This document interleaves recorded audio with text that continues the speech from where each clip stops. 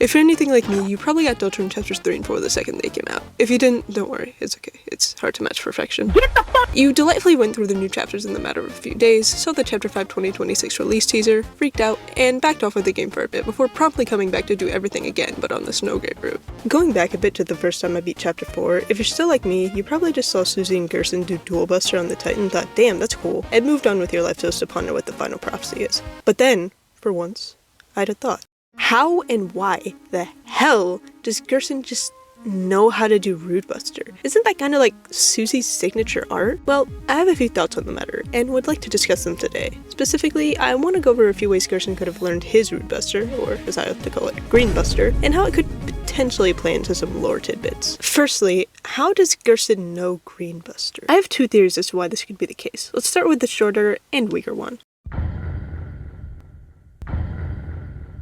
I think this could be a really interesting way Gerson could have learned Rude Buster, mostly because of how it would further flesh out their student-teacher dynamic by turning it into, well, a genuine dynamic. Gerson obviously teaches Susie determination. No, not that kind. While he doesn't directly tell her to continue devoting herself to healing magic, he pushes her to be the best Susie she can be. This, in turn, improves Susie's healing abilities. Susie, in this case, would be doing something similar with Gerson. While Susie wouldn't know she's teaching Gerson, or even intend to teach him, Gerson still seems to be very knowledgeable and in tune with the magics. He is both the Hammer of Justice and a teacher after all. So he could have reasonably seen Susie cast Rude Buster a handful of times in their little skirmish and quickly figure out how she did it. As another little bonus point that's based on a smidge of speculation, if you think about how Susie potentially learned how to heal, it was probably at least partially from watching Ralsei do it. Then, after putting a little shell into it, she got pretty good at it, all things considered. It would be almost the same thing for Gerson. He sees Susie use Rude Buster, puts a little shell into it by learning how to deflect it, and soon learns it himself. Perhaps Gerson's attunement to magic lessens the amount of shell he has to put into it. I'm sort of reaching here, but I still thought this was a relevant theory to bring up because of how interesting it can make Susie and Gerson's dynamic. I do plan to come back to this theory later, but for now let's just look at the second, and what I believe to be the more compelling theory.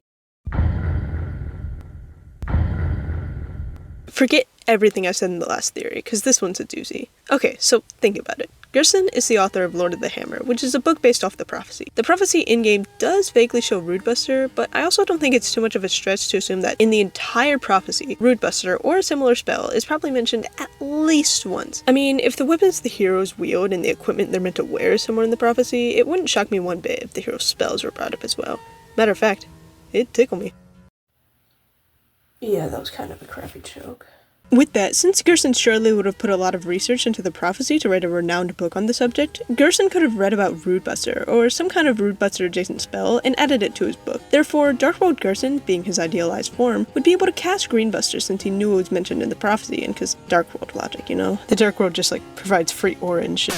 Now, I know I've now gone over two ways as to how Gerson knows how to cast Rude Buster, but this video is also about overanalyzing Gerson's Green Buster, so I'm gonna do just that and get completely sidetracked talking about how this could be the way Susie learned Rude Buster, and how Noelle knows Ice Shock and Heal Prayer. Just like how Lord of the Hammer is based off the prophecy, the in-universe game series, Dragon Blazers, is based off Lord of the Hammer, so whoever adapted Lord of the Hammer into Dragon Blazers may have kept Rude Buster in as a spell in the game. Just like with Gerson, Susie knows how to cast Rude Buster because she is both an idealized version of herself and living through the very prophecy that first mentioned Rude Buster. In a way, it's quite literally a self-contained and self-fulfilling prophecy. Dragon Blazers being the adaptation of Lord of the Hammer not only explains how both Susie and Gerson know a Buster spell, but also why their Busters are slightly different. As Gerson says, they changed parts of the story. So the slight differences between the two Busters could be due to the fact that creative liberties were taken. So, Gerson knows how to cast Green Buster from his own book, and Susie knows how to cast Rude Buster from Dragon Blazers, but how does all this Buster nonsense pertain to Noelle? Well, and this is definitely quite a bit of a reach, but again, we're overanalyzing here. As I hinted at earlier, Dragon Blazers could be the reason Noelle knows Ice Shock and Heal Prayer. You know for certain that Dragon Blazers 3 has Ice Shock because of what Noelle says in Rudy's room in Chapter 2 Snowgrave Route, but what about Heal Prayer? It's quite simple, I think. It could quite literally just be a prayer within the holy words that heals when used in the Dark World because Dark World shenanigans. We've been over this. This would explain why only Noelle and Ralsei know how to cast it, because it's contained within holy scripture, and yeah, let's be honest, Susie and Chris are not reading that shit. This is also probably why Susie shoots her heal like an offensive spell rather than, well, casting it like a prayer. Like, praying. Anyways, Noelle's not the important part of this theory. Gerson is, because he brings everything here full circle. It all starts with the prophecy, which presumably mentions some kind of buster. The prophecy and its parts then have a book written based off of it by Gerson, then said book written by Gerson gets adapted into a game that one of the heroes of legend ends up playing. This hero then ventures into the dark and finds Gerson in the dark world, who then casts a buster art as according to the prophecy, and so we return back to square one. I just really like how everything neatly loops with this theory. I could totally be overthinking all of this and just kind of yapping out of my ass, but that's kind of the name of the game for this video. Anyways, did you forget about this? Because I sure did. I'm lying! Bonus debunk! And yes, you heard that right, folks. I'm going to be debunking my own theory because I thought about this while writing and thought it would make interesting content and remind me that I'm not always perfect, contrary to what I claim in the intro. I'll just keep this quick. Gerson clearly has knowledge about Root Buster before Susie meets him. Think about it. The first time you fight Gerson and cast Root Buster, this geezer already knows how to deflect it. Now, obviously, Susie soon learns how to deflect it too. But if you were to throw, say, non-Snowgrave route Noelle in here and Gerson deflected it to her, I don't think she'd be deflecting it back, solely because she doesn't know the first thing about Root Buster, outside of seeing Susie cast it 2 times before the Ferris wheel scene in chapter 2. Therefore, in order for Gerson to almost instinctually go to deflect Root Buster, he'd have to also more than likely already know how to cast it himself. Boom! In your face, Pet Shabunka! Anyways, now that we've established full circle theory dominance, I'd like to briefly go over the potential lore implications of Gerson's knowledge of Green Buster.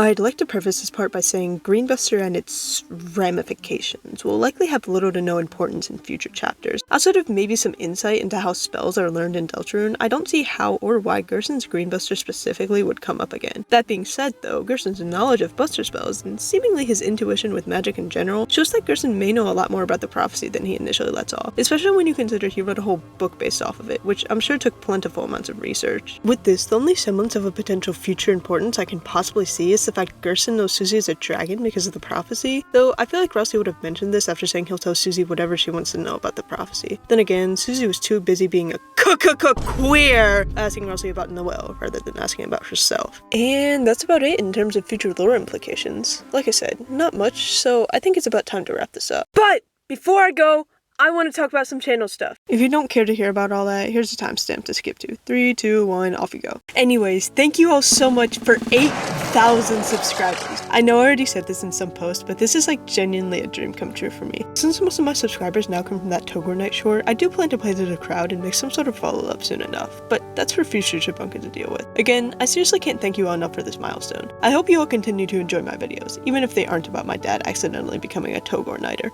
On that note, most of the time in my closing words, I like to leave the viewer with some kind of message, but to be honest, I don't think anyone else has questioned Gerson's Green Buster, so I'm not exactly sure what to say here. I sort of just got the idea one night, wrote it down, and didn't expect to get to it for another, year or so. But then I started thinking about it and realized there's a surprising amount you can kind of draw out of it, if you're a yapaholic like myself. Speaking of yapping, I should probably stop doing just that and actually properly wrap this up. Thanks a bunch for watching. If you enjoyed this video, be sure to like and subscribe to see more like it. It would be awesome if I could get to 10,000 subscribers before chapter 5.